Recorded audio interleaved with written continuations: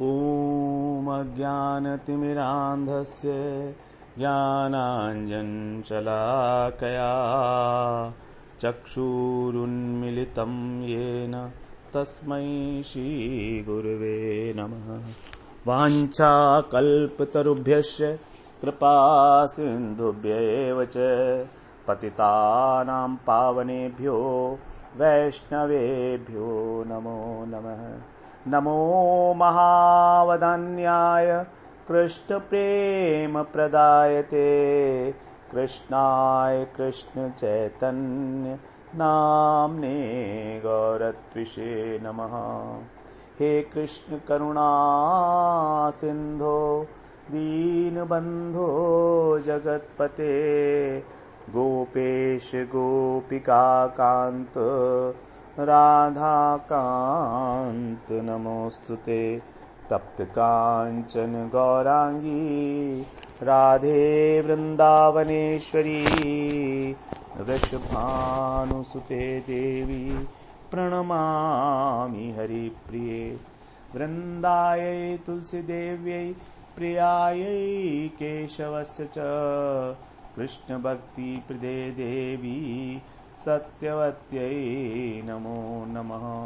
श्री कृष्ण चैतन्य प्रभो नित्यानंद श्री अद्वैत गदाधर शिवासादि गौर भक्त वृंद। हरे कृष्णा कृष्णा कृष्ण हरे हरे, हरे राम राम राम हरे हरे। हरे कृष्णा। सर्वप्रथम मैं अपने गुरुपाद पद ओम विष्णुपाद अष्टोत्तर शत श्री श्रीमद् भक्तिवेदांत माधव गोस्वामी महाराज के चरण कमलों में अनंत कोटि दंडवत प्रणाम ज्ञापन करता हूँ। हम लोग श्रीमद् भगवद गीता के 7वें अध्याय का 7वां श्लोक श्रवण कर रहे हैं, जिसे हमने माइलस्टोन बनाया है। Milestone number 34। भगवान ने यहाँ पर अपना अंतर्यामित्व स्वरूप प्रकट किया है। मत्तः परतरम नान्यत् किंचिदस्ति धनंजय मयि सर्वमिदं प्रोतम सूत्रे मणिगणाइव। हम लोग इस एक ही श्लोक को 4 दिन से श्रवण कर रहे हैं। आज हमारा 5वां दिवस है। वास्तव में हम लोगों का जो उद्देश्य है इस एक ही श्लोक के ऊपर इतना अधिक श्रवण करना, इसका अर्थ तो हम सबको मालूम ही है, लेकिन तो भी हम इसका लगातार श्रवण कर रहे हैं। इसका उद्देश्य है वास्तव में कि जो भी बात भगवान के द्वारा इस श्लोक में कही गई है, उस बात का तात्पर्य, उसका जो एसेंस है, उसकी जो सार वस्तु है, वो हमारे हृदय के अंदर प्रवेश कर जाए।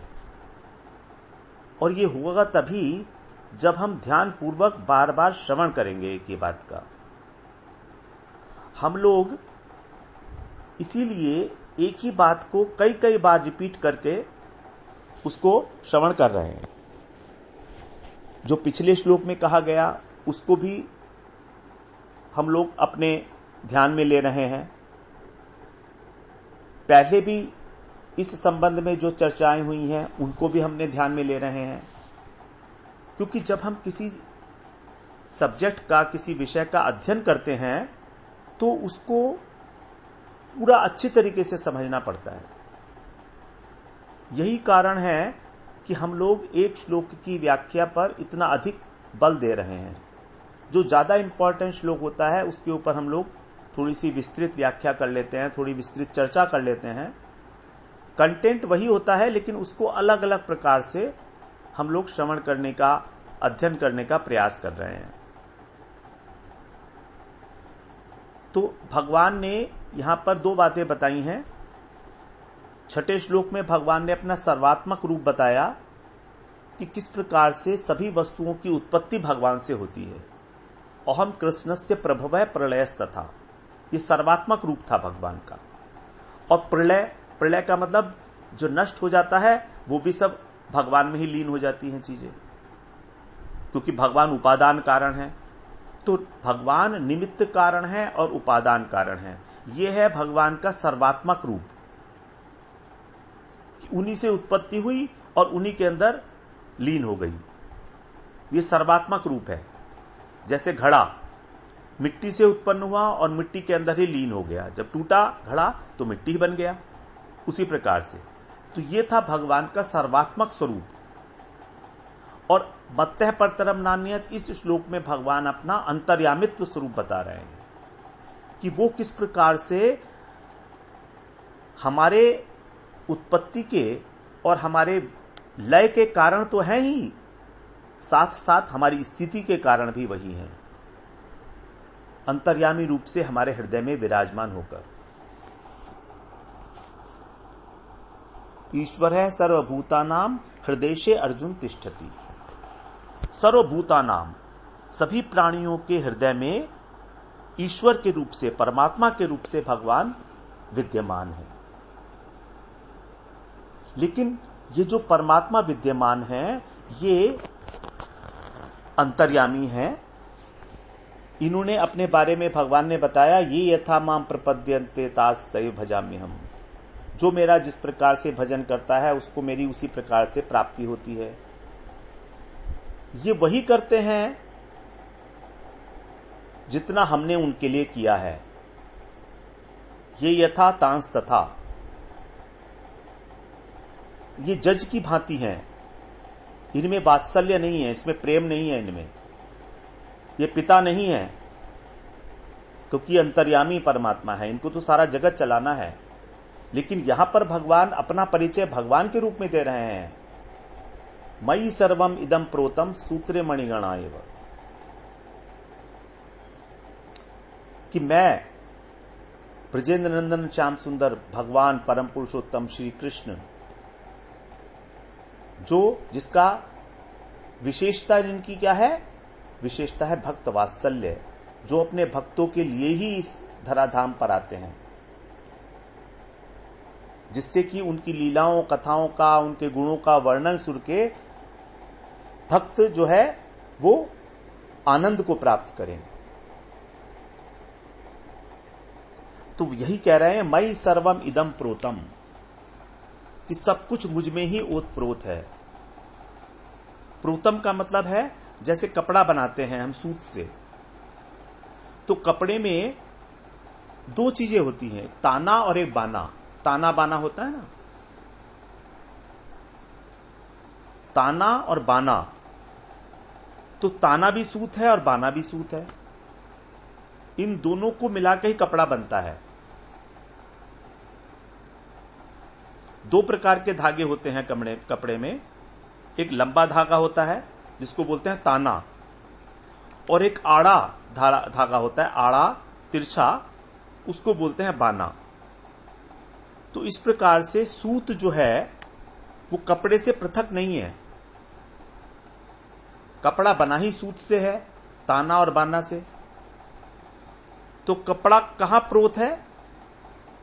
कपड़ा किस चीज में ओतप्रोत है? सूत के अंदर। ओतप्रोत का मतलब है क्या है? ताना भी सूत है और बाना भी सूत है। ओतप्रोत,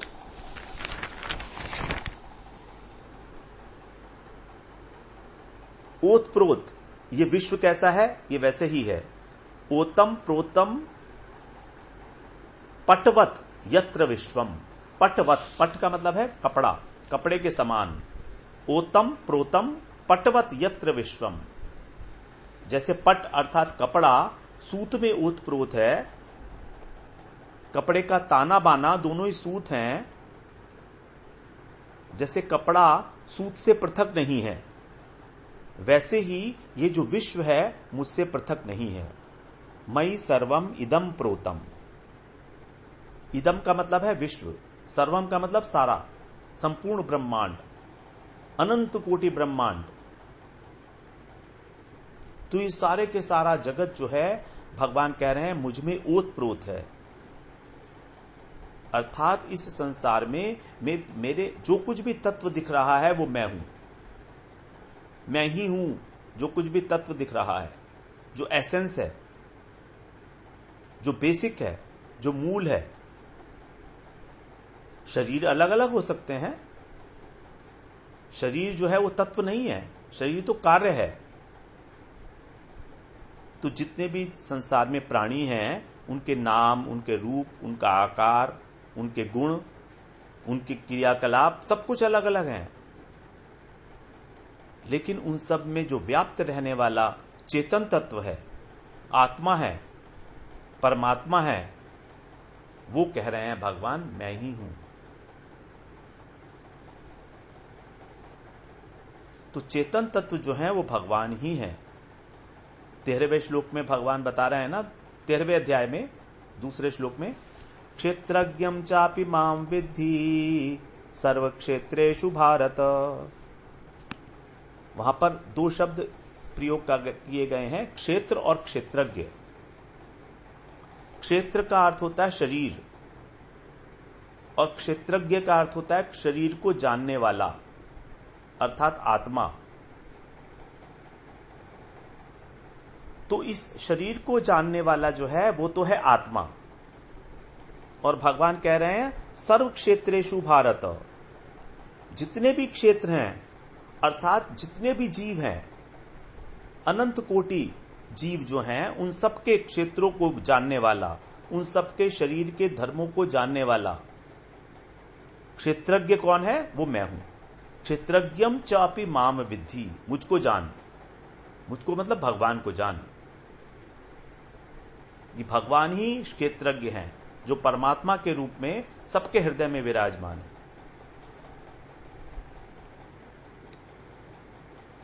तो तू जो है वो तो है आत्मा, जो केवल एक क्षेत्र को जानने वाला है।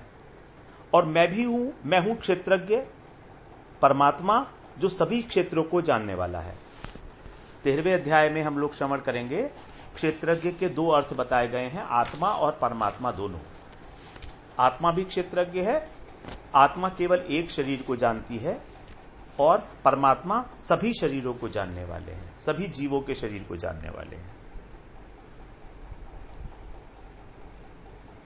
जैसे यदि हम ऊन से कोई स्वेटर बनाते हैं, पहले जमाने में माता लोग जो है वो ऊन से स्वेटर बनाया करती थी घर के अंदर, आजकल वो सब फैक्ट्री में बनते हैं। तो जब स्वेटर बनाते थे तो उस स्वेटर को बनाते हुए उस ही स्वेटर के अंदर अलग अलग प्रकार के डिजाइन्स भी बना देते थे। कुछ फूल पत्ती बना दी, कुछ फल बना दिए, कुछ वृक्ष बना दिया, कोई सीनरी बना दी, समुद्र बना दिया, चंद्रमा, सूर्य, इस प्रकार की जो प्राकृतिक चीजें हैं उनको ऊन से बना दिया जाता था। तो उस स्वेटर के अंदर जो वो सूर्य बनाया गया, जो फूल पत्ती बनाई गई, वे फूल पत्ती क्या है? वे फूल पत्ती भी तो ऊन ही है ना। यदि कोई कहे कि ये फूल पत्ती अलग है और ऊन अलग है, तो ऐसा तो नहीं है। वो जो फूल पत्ती दिख रही हैं वो भी तो ऊन ही है ना। अल्टीमेटली तत्व की दृष्टि से ऊन ही है वो, लेकिन व्यवहार की दृष्टि से दिख रहा है कि ये फूल है।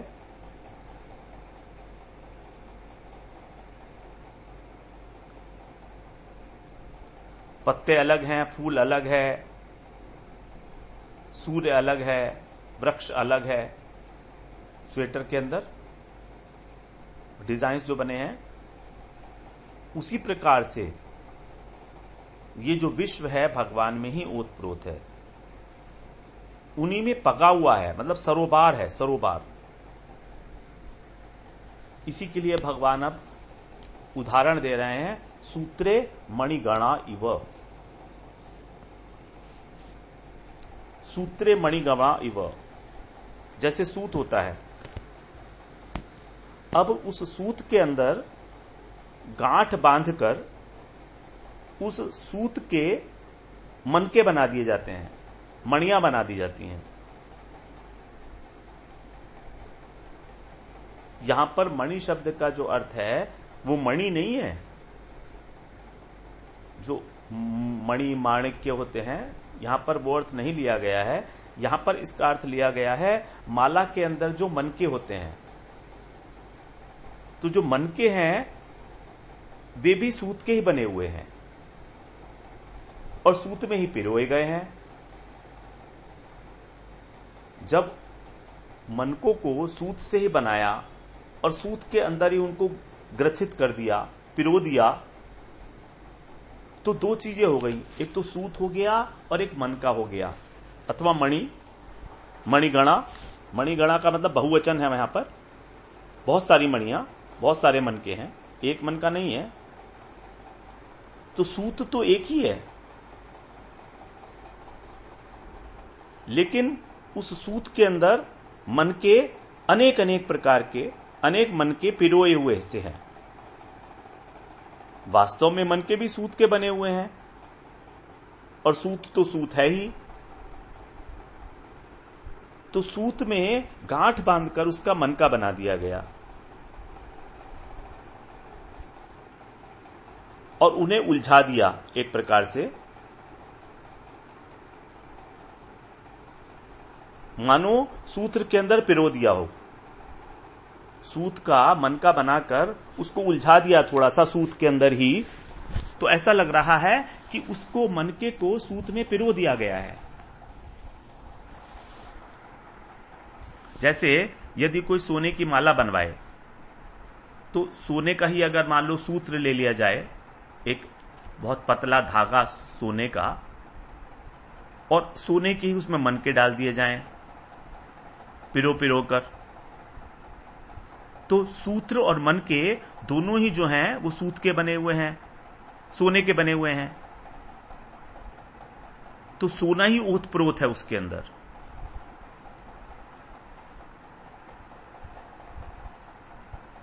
और अगर सूत्र के मनके हैं, सूत के, तो क्या है कि मनके इतने पास पास पिरोए हुए हैं कि वो जो सूत्र है,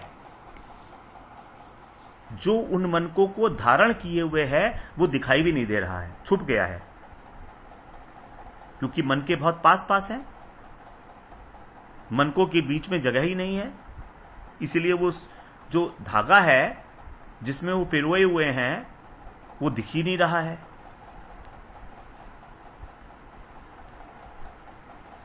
तो जब वो धागा उन मनकों को धारण करता है, तभी उसको हम कहेंगे माला है। यदि उन मनकों को, मनके क्या हैं, वो वास्तव में गांठ ही हैं, यदि उन गांठों को खोल दिया जाए और किसी प्रकार से उसे अलग कर दिया जाएगा, तो फिर उसको हम माला नहीं कहेंगे। फिर माला रही कहां? सब कुछ तो खुलने के बाद सूत ही बन गया। तो जब तक मन का धागे में पिरोए हुए है, ग्रथित है, तभी तक उसको माला कहा जाएगा और तभी तक उसका उपयोग है। उसी प्रकार से इस जगत के अंदर भी भगवान ही व्याप्त हैं।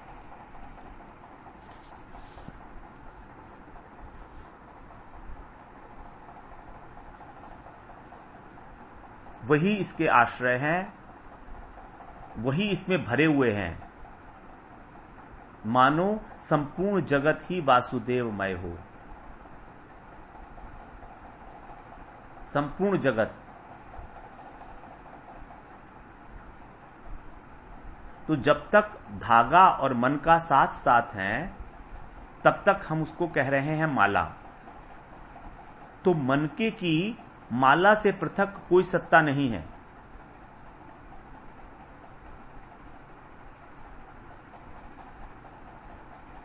तो जब ये मन के धागे में उलझाए जाते हैं अथवा पिरोए जाते हैं, तो देखने में तो धागा और मन का अलग अलग लग रहा है, लेकिन वास्तव में उसमें सब कुछ धागा ही धागा है, वही व्याप्त है। तो यहां पर जो धागा है वो परा प्रकृति है, और मन रूपी जो अपरा प्रकृति है वो दोनों ही भगवान हैं। परा प्रकृति भी भगवान है और अपरा प्रकृति भी भगवान है, क्योंकि भगवान की प्रकृति भगवान से पृथक नहीं है। तो सब कुछ वासुदेव ही वासुदेव हैं। साधक को जब ये ज्ञान हो जाएगा कि वास्तव में जो जगत है ये सिर्फ वासुदेव तत्व ही है, इसमें और कुछ नहीं है, तभी वो इस जगत को समग्रता से, संपूर्णता से देख पाएगा। यही है भगवान को तत्वतः जानना।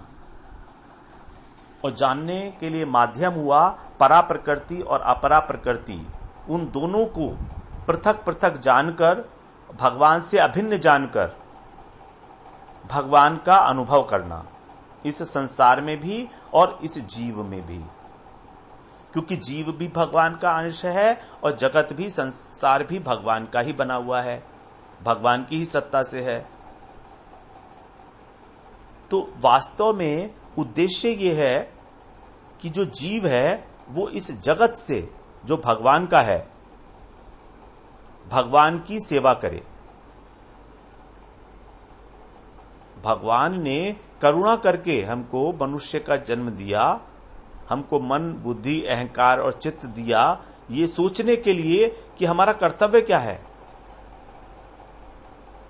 सृष्टि की रचना का जो उद्देश्य है भगवान का, वो यही है कि जो भटके हुए जीव हैं, अपने पूर्व संस्कारों के कारण संसार में भटक रहे हैं, ये किसी ना किसी प्रकार से वापस मेरे पास आ जाएं।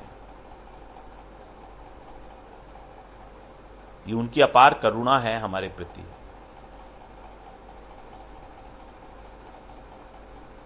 अपार करुणा। भगवान ने करुणावश ही हमको ये शरीर दिया है। कबहु करी करुणा नर देही, देही ईस बिनु हेतु सनेही। बिनु हेतु सनेही, अकारण भगवान जो है हमसे स्नेह करते हैं, इसलिए कि इस जगत को ये मेरा स्वरूप मानकर, मेरा मानकर, इस जगत के वस्तुओं से मेरी सेवा करे। क्योंकि जब हम भगवान की सेवा करेंगे तभी हमको भगवान से प्रेम होगा। हम जिस किसी वस्तु की भी सेवा करते हैं, हमें उससे प्रेम हो जाता है। यदि हम कुछ समय तक एक कुत्ते को 10 दिन तक बिस्किट डालने लगेंगे, तो 10 दिन बाद यदि उस कुत्ते को कुछ आवारा बच्चे अगर पत्थर मारेंगे या डंडा मारेंगे, तो हम उनसे पूछेंगे भाई तुम इसे क्यों मार रहे हो? अब वो कुत्ता हमारा क्या लगता है? वो कुछ भी नहीं लगता है। लेकिन 10 दिन से हम उसको बिस्किट दे रहे हैं, वो हमारे आगे पूंछ हिलाता है, उससे हमें प्रेम हो गया है, उसमें हमारी आसक्ति बैठ गई है। इसीलिए हम उन बच्चों से पूछ रहे हैं। थोड़ा सा आगे जाएंगे और वहां पर कुछ कुत्ते को और बच्चे मार रहे हैं, उनसे कोई नहीं पूछेगा कि तुम इसे क्यों मार रहे हो। तो सेवा ही जो है आसक्ति को पैदा करने के लिए आवश्यक है। बिना सेवा के आसक्ति नहीं होती, प्रेम नहीं होता। प्रेम का लक्षण ही है सेवा। सेवा का मतलब हमारी जो सेव्य वस्तु है उसको प्रसन्न कैसे किया जाए, उसको संतुष्ट कैसे किया जाए, ये मन में उत्साह होना, ये आग्रह होना, ये इच्छा होना बार बार।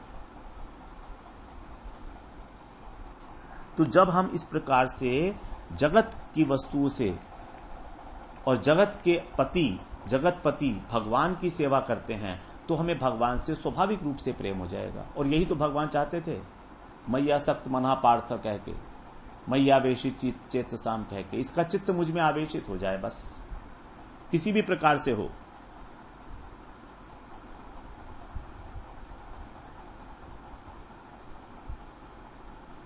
तो यहां पर मणिगणा जो कहा गया, वो कहा गया बहुवचन है। बहुवचन का मतलब है अपरा प्रकृति जो है उसके द्वारा प्रकट होते हैं 24 तत्व। उन 24 तत्वों से ही मिलकर बने हैं शरीर। और ये शरीर जो है अनेक अनेक प्रकार के हैं, अनेक प्रकार की योनियां हैं। जलचर, थलचर, नभचर, स्थावर, जंगम, 14 भुवन, 84 लाख योनियां, अनंत अनंत रूपों में ये जो अपरा प्रकृति है ये विभक्त है एक प्रकार से।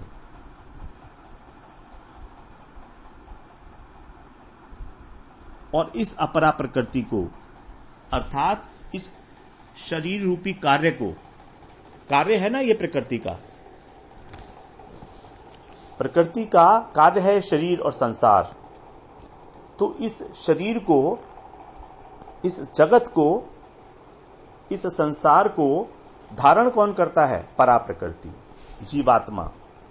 जीव भूताम महाबाहो ययेदम धारयते जगत। ये जो जगत है, जो जड़ शरीर है, इसको धारण करने वाला कौन है?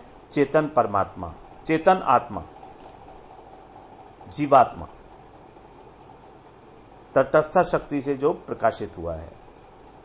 जीवात्मा तटस्थ शक्ति से भगवान की प्रकाशित हुआ है। तट स्थान पर प्रकट होने के कारण ये भगवान की सेवा में नियुक्त होने योग्य भी है और संसार के बंधन में बंधने योग्य भी है। जिधर भी इसकी दृष्टि जाएगी, जिधर भी इसकी आसक्ति होगी, यदि संसार में आसक्ति हो गई तो संसार में फंसेगा, यदि भगवान में आसक्ति हो गई तो भगवान के चिन्मय लोक की ओर गमन करेगा, वैकुंठ की ओर, गोलोक की ओर गमन करेगा। फिर वहां पर भगवान की साक्षात सेवा में नियुक्त हो जाएगा।